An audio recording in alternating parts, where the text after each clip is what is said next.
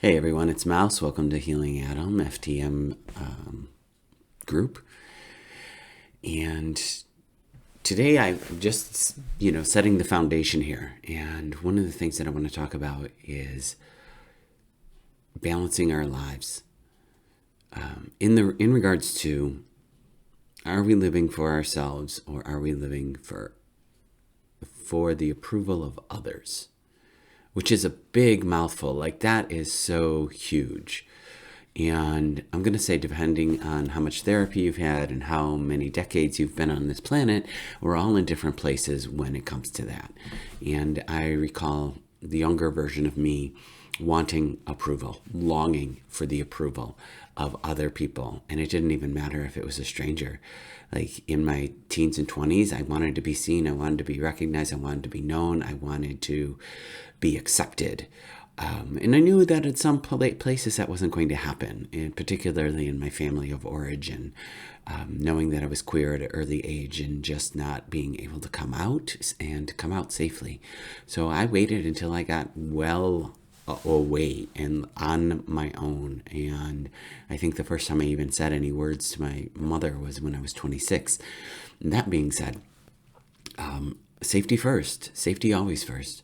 Secondly, one of the things that I learned in a spiritual path is that I had been wanting, for example, a gallon of love, a liter of love from my mother, and she had a 6-ounce glass.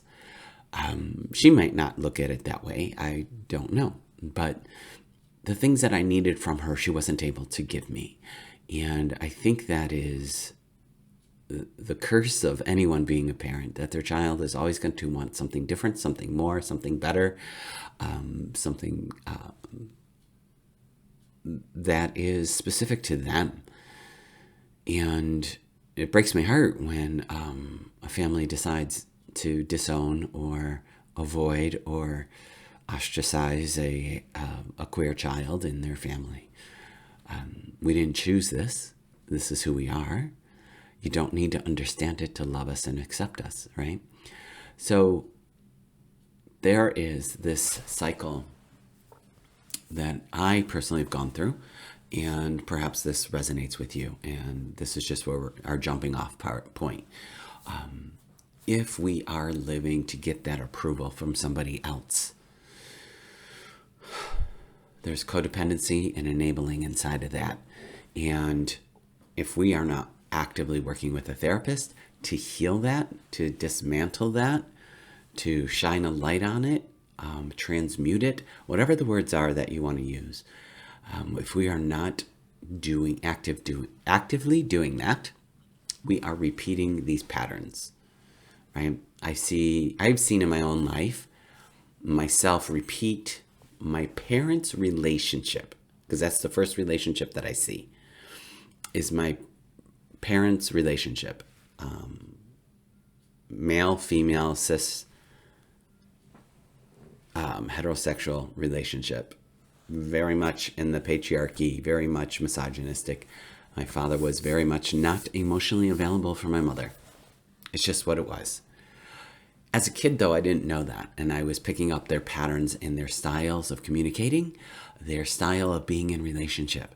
So I brought that dysfunction into my relationships over and over and over and over again, until one day a therapist said, hey, you got some codependency and enabling going on here. And I was like, what? And I've been in therapy before, but nobody's ever said that to me, and I didn't read a book about it. I was doing other things, right?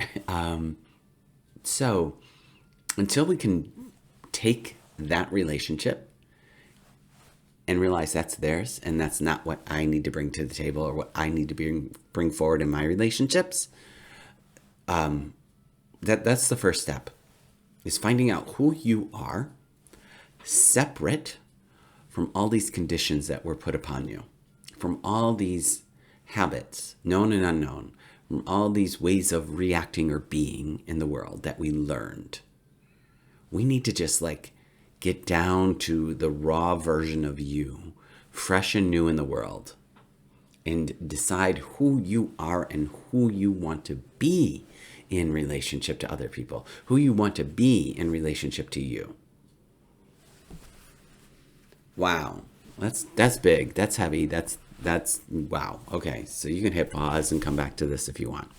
Obviously, anytime. One of the things that I had to learn was self-love.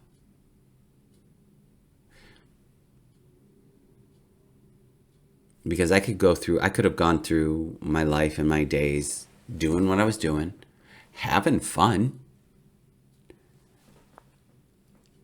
But at the end of the day, I think that I was sad and I was lonely, and I don't think that I was depressed, but there were some undercurrents of that.